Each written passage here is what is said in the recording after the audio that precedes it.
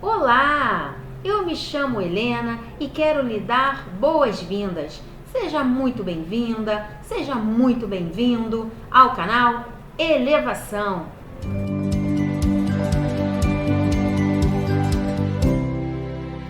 Se você é novo por aqui, inscreva-se no canal, acione o sininho das notificações para você não perder nenhum conteúdo novo e interessante.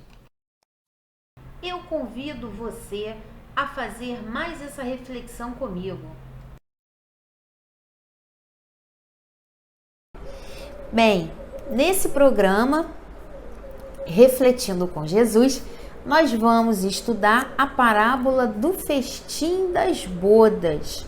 Essa parábola está no Evangelho segundo o Espiritismo, capítulo 18, cujo título é Muitos os chamados, poucos os escolhidos. Nós vamos conversar um pouquinho também sobre o título do capítulo. E essa parábola, ela está em Mateus, no Evangelho de Mateus, capítulo 22, ela vai dos versículos 1 ao 14. Vamos à leitura da parábola. Nós vamos ler a parábola toda e depois nós vamos conversando sobre ela, tá bom? Parábola do festim das bodas. Falando ainda por parábola, disse-lhes Jesus: O reino dos céus é semelhante a um rei que, querendo festejar as bodas de seu filho, despachou seus servos a chamar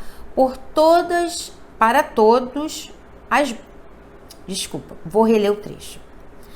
Falando ainda por parábolas, disse-lhe Jesus: O reino dos céus se assemelha a um rei que, querendo festejar as bodas de seu filho, despachou seus servos a chamar para as bodas os que tinham sido convidados. Estes, porém, recusaram a ir. O rei despachou outros servos, com ordem de dizer da sua parte aos convidados: Preparei o meu jantar, mandei matar os meus bois e todos os meus cevados. Tudo está pronto, vinde às bodas. Eles, porém, sem se incomodarem com isso, lá se foram, um para a sua casa de campo, outro para o seu negócio. Outros pregaram os servos e os mataram, depois de lhes haverem sido dito muitos ultrajes. Sabendo disso, o rei se tomou de cólera e, mandando contra eles seus exércitos, exterminou os assassinos e lhes queimou a cidade. Então disse a seus servos: O festim das bodas está inteiramente preparado, mas os que para ele foram chamados não eram dignos dele. E depois as encruzilhadas e clamai para as bodas e chamai para as bodas todos quantos encontrardes. Os servos então saíram pelas ruas e trouxeram todos os que iam encontrando, bons e maus. A sala das bodas se encheu de pessoas que se puseram à mesa. Entrou em seguida o rei para ver os que estavam à mesa. E dando com o homem que não vestia a túnica nupcial, disse-lhe: Meu amigo, como entraste aqui sem a túnica nupcial? O homem guardou silêncio. Então disse o rei à sua gente: Atai-lhe as mãos e os pés e lançai-o nas trevas exteriores. Aí é que haverá prantos e ranger de dentes, porquanto muitos há chamados, mas poucos escolhidos. Essa parábola, ela foi a última parábola que Jesus contou antes do Sermão do Monte, que foi a sua pregação anterior, que antecedeu ao seu martírio. E nessa parábola aqui, como em outras, esse casamento simboliza a comunhão do Criador com a sua criatura. Nós vimos em outros momentos essa comunhão, como nas bodas de Caná. Temos também quando Jesus encontrou com a mulher samaritana, lembrando que os samaritanos eram inimigos, né? Eles não se davam lá muito bem. Então, essa questão das bodas, ela está ligada a essa comunhão, a essa união. Em relação a essa questão da união também, nós vimos que, nós vamos ver aqui os primeiros emissários de Jesus, que foram aqueles que trouxeram as suas primeiras palavras, e essas primeiras palavras chegaram até o povo hebreu, porque o povo hebreu foi o primeiro povo a assumir uma postura monoteísta. E também fazendo essa comparação, sempre utilizando o casamento como base, Jesus utilizava a questão da infidelidade como sendo o politeísmo. Quando nós adoramos vários deuses, nós estamos sendo infiéis. Nós não estamos sendo aqueles que estão de fato conectados ao Criador, que é somente um. Como já nos foi dito, nós não podemos servir a Deus e a Mamon. E Deus é somente um. Então é só para nós termos um pouquinho desse contexto da parábola. As bodas, elas sinalizam a comunhão entre a criatura e o Criador. E já antecipando um pouquinho, a partir do final, quando ele chega e percebe que existe alguém que não está trajando a túnica nupcial, e ele diz que ele deverá ser posto para fora, e aí haverá prantos e ranger de dentes. Esse pranto e ranger de dentes, ele é justamente essa desconexão entre a criatura e o Criador. As bodas simbolizam essa comunhão. E dentro dessa comunhão nós só teremos alegria e felicidade. Mas se nós escolhermos não estarmos conectados, se nós nos divorciarmos, se nós trairmos, utilizando as metáforas do Testamento, do Novo Testamento e do Antigo Testamento também, nós perceberemos que esse divórcio trará para nós prantos e ranger de dentes, porque nós estaremos distantes do Criador. Nós estaremos distantes da fonte de amor. E Jesus, como um dos emissários de Deus, é um desses servos aqui que vai chamar, que vai nos convidar para participarmos dessa boda, desse casamento. Jesus falou para a mulher samaritana, falando para todos nós, que se ela soubesse quem ele era, ela teria a sua sede cessada para sempre. Porque ele disse para ela que todos os dias ela tinha que ir ao poço para pegar água. Da mesma forma que nós precisamos nos alimentar todos os dias. Mas se nós nos utilizarmos, nos apropriarmos dessas metáforas das passagens e nos apropriarmos de fato, entrarmos em comunhão e nos conectarmos com o Criador, nós teremos o alimento e nós teremos o líquido que nos cessará a fome e a sede para sempre. Jesus disse para nós que ele era o nosso pão espiritual. Então, só para fazer esse contraponto. As bodas, a comunhão. O pranto e o ranger de dentes, simbolizando aí essa desconexão, simbolizando esse distanciamento. E nós percebemos aqui, como eu disse, os primeiros convidados foram os hebreus, porque eles eram os povos monoteístas. E ele diz aqui para nós que um foi para a sua casa de campo e o outro foi para o seu negócio, simbolizando aquela semente, como nós conversamos até anteriormente, em outro vídeo nós conversamos sobre a parábola do semeador, e lá nós temos uma das sementes que cai no solo, que até a semente até chega a florescer, mas ela é abafada pelas questões materiais. É o materialismo que ainda domina o ser. Não é o espírito que está diante da sua vida, que está conduzindo as suas ações. E até lembrando que dentro da escala espírita, um dos pontos que Kardec utilizou para fazer aquela classificação, aquelas classes, para organizar as classes, é exatamente a materialidade e a espiritualidade. Os bons espíritos são aqueles em cuja a espiritualidade domina, enquanto os outros não. As outras duas ordens não. Desculpa, enquanto a terceira ordem não. Então, para nós fica também esse convite para nós nos atentarmos para aquilo que é do Espírito, porque às vezes nós nos recusamos a fazer o que deve ser feito, justamente porque nós estamos querendo agradar Mamon e agradar a Deus, e nós não conseguimos. Os outros foram aqueles que mataram os emissários. Aqui nós podemos falar de vários profetas, dos próprios apóstolos que também foram martirizados, Paulo de Tarso e Jesus, que é o tipo mais perfeito que já passou aqui por nós.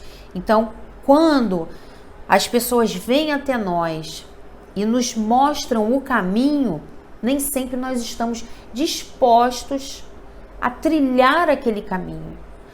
Porque seguirmos Jesus, eu não acho uma tarefa fácil. Porque para seguirmos Jesus, em primeiro lugar, nós devemos colocar o amor. E amar é colocar em muitas situações o interesse do outro antes do meu próprio interesse. Mas nós somos ainda muito arraigados com o orgulho e com o egoísmo, que nós sabemos que são as chagas da humanidade. Seguindo aqui, ele diz para nós que depois que os que foram convidados, os que foram chamados, não eram dignos, e eles não eram dignos porque eles não se fizeram dignos.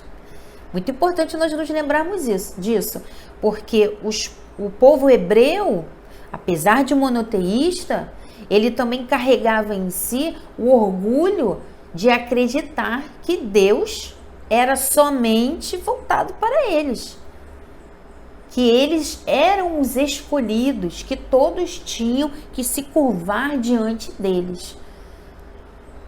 E nós sabemos que, como diz aqui no final, o banquete está servido para todos. Só que nós, muitas das vezes, não nos fazemos escolhidos, porque essa fala, às vezes, ela é mal interpretada. Poucos escolhidos. Quando nós falamos poucos escolhidos, parece realmente que Deus capacita os escolhidos. Não. Não existe isso. Deus não é exclusivista, que foi o erro dos hebreus. Deus é para todos. Todos nós somos os seus filhos. Ele ama a todos nós indistintamente. Então, ele não faz isso, não tem esse escolhido. Eu vou escolher os espíritas. Os espíritas são aqueles responsáveis por levar a minha palavra. Nós somos também. Mas aquele que é católico também, aquele que é protestante também, aquele que é umbandista também, aquele que é ateu, ele também tem que levar a palavra de Deus, não pelas suas palavras, utilizando o nome Deus, mas pelos seus atos, porque nós sabemos que, como disse Kardec, é fora da caridade não há salvação. Então, é pelas atitudes. Mesmo um ateu, é possível e totalmente possível que um ateu leve a palavra de Deus pelos seus atos, pelos seus sentimentos. Importante nós nos lembrarmos disso, para nós também não cairmos no erro dos hebreus, acharmos que nós vamos salvar o mundo. Todos nós temos uma parcela de responsabilidade na implantação do reino do bem, mas somos todos nós, não são só os espíritas, não são só aqueles que se dizem adeptos a uma religião. E aí ele vem aqui e diz, o Senhor, que é Deus, fala para os seus servos, que aqui a gente pode agora dizer Jesus, vai e convida a todos que você encontrar. E aí ele vem dizendo aqui, olha, os servos então saíram pelas ruas e trouxeram todos os que iam encontrando, bons e maus. Isso de fato nos lembra Jesus, que veio quebrar um padrão. À época de Jesus, era muito comum as pessoas acharem que se você entrasse em contato com alguém que era dito impuro, você iria se tornar puro. Então você não poderia conversar com fariseus, você não poderia conversar com publicanos. E Jesus mostrou com as suas atitudes que não era para os sãos, que não eram os sãos que precisavam de médicos, que precisavam de médico, mas sim aqueles que se encontravam doentes. E quem de nós não é doente? A nossa doença da alma, ela é ampla. Muitas das vezes nós temos tantas doenças dentro de nós que nós nem percebemos todas porque não vamos conseguir dar conta delas. Então, esse aqui chamando bons e maus é Jesus, que veio nos convidar. É a própria mediunidade, que muitos perguntam. Tem essa questão, inclusive, trata também no Evangelho, tem no Livro dos Espíritos, tem no Livro dos Médiuns, falando para nós que Deus não escolheu pessoas para serem seus instrumentos, para serem médiuns. Dentro de um grupo pequeno, ele espalhou a mediunidade, porque a mediunidade, ela nada mais é do que uma oportunidade, é uma responsabilidade e uma oportunidade, o que não significa dizer que aquele que não é médium ostensivo não tem a mesma responsabilidade e não tem a mesma possibilidade. Então, somos nós, esses bons, esses maus, os estropiados. Assim como a mediunidade é espalhada para todos, para que todos tenham acesso à palavra de Deus, aqui também foram todos chamados à mesa. E a sala ficou cheia. Diz-nos aqui Mateus que a sala ficou cheia.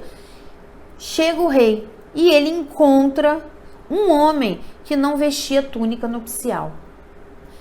Ele não vestia túnica nupcial e, ao ser inquirido como ele conseguiu entrar ali, ele guardou silêncio. E esse guardar silêncio, essa pergunta que o rei fez, que Deus fez, pode simbolizar para nós, sempre lembrando que as parábolas, elas podem ter várias interpretações, são N possibilidades. Então, cada um de nós que vai lendo, vai dando a sua interpretação, o que não quer dizer que seja correta, é só mais uma interpretação. E esse trecho, eu diria para todos nós, que nos lembra o momento do nosso desencarne. Quando, não só o momento do desencarne, mas o momento nos quais a nossa consciência nos chama. A nossa consciência sinaliza para nós que há algo que não está muito bom. E muitas das vezes o que nós fazemos? Nós silenciamos. Nós nos calamos. Nós abafamos a nossa própria consciência. Porque é nela que está escrita a lei de Deus. Então, na verdade, nós precisamos que ninguém diga para nós o que nós fazemos de certo ou o que nós fazemos que ainda não está de acordo com a lei de amor. Porque a nossa consciência sinaliza. Mas para isso, nós precisamos ouvi-la. E depois de nós ouvirmos a nossa consciência, nós precisamos agir. Porque aqui o homem silenciou. Nada disse. Não respondeu. Não teve nenhuma atitude. E ele deixou-se que vem dizendo aqui que ele ia ter as mãos atadas, ele deixou-se imolar, digamos assim. Ele não reagiu. E nós precisamos reagir. Não aquela reação agressiva, aquela reação que, ao contrário de estar em consonância com a lei do amor, se distancia dela. Eu reajo com palavras? Não. Nós precisamos, na verdade, agir. Não podemos ficar paralisados diante das situações. A nossa consciência apontou e, de repente, nós não tivemos uma atitude muito correta? Vamos corrigi-la. Para que nós vamos deixar para corrigir amanhã o que nós podemos corrigir hoje? Vamos nos lembrar que se hoje nós estamos colhendo os frutos do nosso passado, hoje nós também estamos plantando o nosso futuro. Se eu quero lá na frente colher bons frutos, agora é a hora de eu plantar. Então esse é o momento do meu esforço. É agora que eu tenho que fazer de fato essa minha transformação, buscar essa minha transformação moral. Porque a doutrina espírita, a todo momento, ela nos convida a que nós olhemos para dentro de nós e ela nos convida a uma transformação moral. Porque também não adianta nós olharmos para nós percebermos que nós não estamos com essa túnica e nós não agirmos. Precisamos agir. Em relação à não vestimenta da túnica, eu trouxe um trecho desse livro, Parábolas Evangélicas, de Rodolfo Carigares. Nesse livro ele faz um estudo da parábola. Eu vou ler só um trechinho. Ele diz-nos assim, esse trecho que eu vou ler é em relação àqueles que não vestem a túnica nupcial, tá? Desculpa. Os hipócritas, os que se comprazem na indecência, os belicosos, os que defraudam e sacrificam seus semelhantes, os que vivem exclusivamente para si, indiferentes às dores e às aflições do próximo. Estes, embora convidados a participar das bodas, serão encontrados sem as vestes adequadas.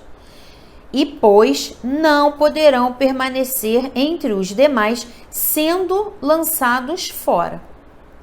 Eis porque, disse Jesus, chamados haverá muitos, poucos, no entanto, serão os escolhidos.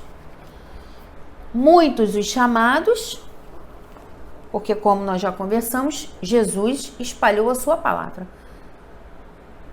Todo mundo que quiser ouvir a palavra de Jesus tem meios para isso. Só que muitos de nós somos esses que damos vazão ainda às nossas paixões. É claro que essas paixões existem ainda dentro de nós. Eu coloco nós porque eu acredito que você esteja na mesma situação que eu, ou pelo menos dentro do mesmo barco. Temos muitas paixões. Temos ainda o orgulho, temos o egoísmo, temos a vaidade, temos a malícia. Isso ainda existe dentro de nós. Mas o que nos diz o Evangelho? O que nos diz Kardec dentro do Evangelho? Reconhece-se o verdadeiro espírita pelo esforço que ele faz em domar as suas más inclinações. Então é claro que se nós estamos no mundo de provas e expiações, nós temos muitas más inclinações. Pelo menos a maioria de nós deve ter. Eu tenho. Então o nosso esforço é em domar essas más inclinações e transformar essas más inclinações em bons sentimentos. Esse é o nosso trabalho. Esse é um dos objetivos da nossa encarnação. Estamos aqui encarnados para nos melhorarmos. Mas nós não vamos nos melhorar se nós não ouvirmos a nossa consciência, se nós não agirmos diante do que chega até nós por intermédio da nossa consciência. É preciso que nós façamos algo para mudar a nossa vida. E é claro que se eu percebo que eu estou sempre nas mesmas situações, eu preciso me lembrar que se eu tiver as mesmas atitudes, os resultados serão os mesmos. Para que eu tenha resultados diferentes, eu preciso mudar de atitude. Eu preciso perceber em mim o que eu devo mudar, porque a doutrina espírita não é uma doutrina que nos convida a mudar o outro, a ficar de olho no outro, a prestar atenção no que o outro está fazendo. Ao contrário. Apesar dela dizer que nós precisamos observar o outro para aprendermos, ela diz-nos que esse aprendizado é para ser posto em prática em nós e não no outro. A nossa transformação, ela vai auxiliar aquele que estiver sensível a esse aqui que vai aceitar o convite. Aquele que está se recusando aí, aquele que ainda está no seu negócio, na sua casa de campo, preso no lazer e na busca somente de bens materiais, ele não vai ouvir. Mas isso não é conosco. Tem uma página de Emmanuel que eu não vou me lembrar agora, mas ela diz para nós que nós não devemos nos preocupar com a evolução do outro, porque o outro, essa evolução, esse olhar, compete a Deus. Então nós não podemos entrar na esfera de Deus, que é o rei aqui, que faz o banquete, que prepara todo esse banquete. E quase chegando ao fim da nossa conversa, eu gostaria de ler um trecho desse livro de Divaldo, ditado por Joana de Ângeles e psicografado por Divaldo. Jesus e o Evangelho à luz da psicologia profunda. Tem um trechinho bem pequeno que eu gostaria de ler, porque nós lemos uma parte do Rodolfo Caligares que falava para nós sobre aqueles que não estavam com as vestes adequadas. Aqueles que, apesar de sentarem-se à mesa, apesar de dizerem que aceitaram o convite, de fato não aceitaram. Nós até podemos dizer que muitos desses são aqueles que se dizem cristãos, mas eles dizem da boca para fora como os fariseus faziam, como muitos dos fariseus faziam, atrelados às práticas exteriores. Então, também nos cabe isso. Não adianta nós termos uma denominação religiosa se nós não fazemos o que deve ser feito. E nós já sabemos o que deve ser feito. Então, sobre a parte, porque muitos são os chamados e poucos os escolhidos. Divaldo nos diz, em uma análise psicológica profunda, o escolhido, olha só, é aquele que consegue o triunfo sobre a inferioridade moral, entregando-se com fidelidade. Olha aí a fidelidade. Lembram-se que no início nós conversamos sobre a fidelidade e a infidelidade, simbolizando a comunhão. A fidelidade, você é fiel àquela comunhão, e quando você é infiel, você se divorcia, você sai daquela comunhão, você se afasta de Deus, e aí, lógico, nós sofremos. Ao nos afastarmos de Deus, não tem como nós não sofrermos. Então ele diz, vou repetir o trecho. Em uma análise psicológica profunda, o escolhido é aquele que consegue o triunfo sobre a inferioridade moral, entregando-se com fidelidade à opção realizada que o compensa interiormente com a alegria do bem que esculpe nos sentimentos. Então, se nós nos mantivermos conectados com Deus, nós teremos a alegria, porque fazer o bem alegra, traz alegria para o nosso coração. Na verdade, nós sabemos que a verdadeira alegria é aquela que nós sentimos quando nós fazemos o bem ao próximo. Então, se aquele que é convidado e que não veste as bodas, é aquele que ainda não está desperto para a sua mudança interior, em contrapartida, aquele que faz a opção que escolhe estar fiel a Deus e cumpre os seus mandamentos, cumpre com a sua lei de amor, que o mandamento maior, nós sabemos, é o amor. O amor, ele traz tudo. Então, se nós praticarmos a lei maior do amor, nós estaremos felizes, nós estaremos conectados com Deus e nós não passaremos por essa situação de prantos e ranger de dentes, que justamente simboliza os momentos de desconexão. Então, essa é a reflexão que eu gostaria de deixar nesse encontro de hoje. Espero que ela tenha sido proveitosa para vocês, como foi para mim. Muito obrigada e até o próximo encontro.